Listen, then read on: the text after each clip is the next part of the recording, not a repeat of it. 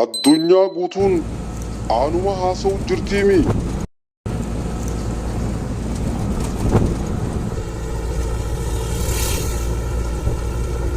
Ayo doktota keenya harka fuunee jirra jirtu bakka jiratti jecha egaa ka akkuma beekamu Aminiin jedhama.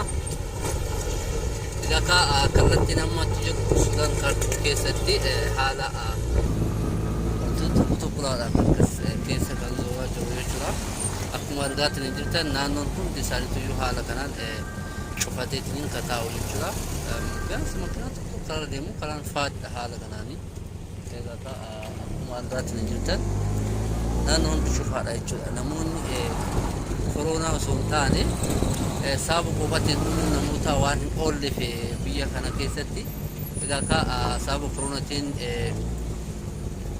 sharikaa jiruu fi akkasumas suuqiiwwanii fi wantoota jiru hedduu cufaniitiin haala kanaan kan taa'aa jiran jechuudha. Egaa ka koronaa osoo hin taane namoonni hedduun miidhaa qofatiin kan dhumaati jiran egaa fuulduratti mul'ataatii jira. Haaluma argitaniin naannoon hundi namni tokko ala keessa hin deemu. Namoonni tokko biyaansi sa'a tokko amma yeroo kanatti fiqaada sa'a 3 qofa qabama. Sa'a 3 kana keessatti namni bahee qilleensa fudhateetiin ol deebi'u bichaadha malee wanti inni godhachuu tokko hin jiru. Wanti inni gurguratu hin jiru, wanti inni bitatu hin jiru jechuudha. Haala kana akkuma argaa jirtan wantoonni hundi cufaa jira. Egaa ka akkuma argaa jirtan namoonni hedduun manatti dacha'aniitiin socho'an malee nyaachuu namoota hin dandeenyetu jira.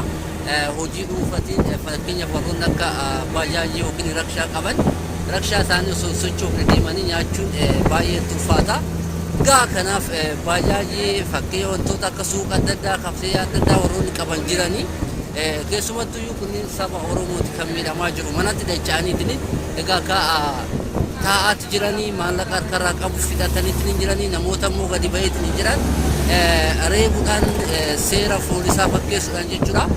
Saamichaatti kan jiran jechuudha yeroo ammaa kana haala kanaan bifa yaaddessaarra kan jiru dhugumatti rabbi keessaa akka baasuttanii du'aa akka gootan jechuudha.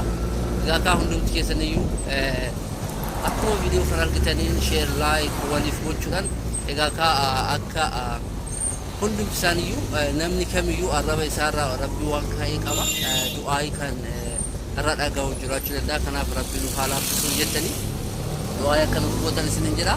Haala argitan kanaan hundi isaa kun namoonni baay'ee mana dacha'aniitiin koronaa osoo hin taane qooqan dhumaatti kan jiran hundumti keessaniyyuu sheer laayik waliif godhaatiin du'aa'ee itti nuuf roobsa.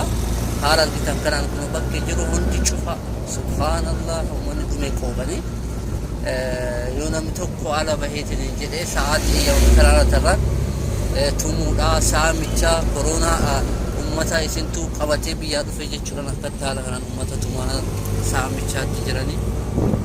Kanaaf du'aa'ee godhaa hundumti keessaniyyuu jabaadhaa isinin jenna. Turtii gaarii sa'aatiin nutti gahaa jira waan ta'eef nuttis muddamaa jirra gara manaatti deemuu fi booda nu qabaniitiin nu maraayyuu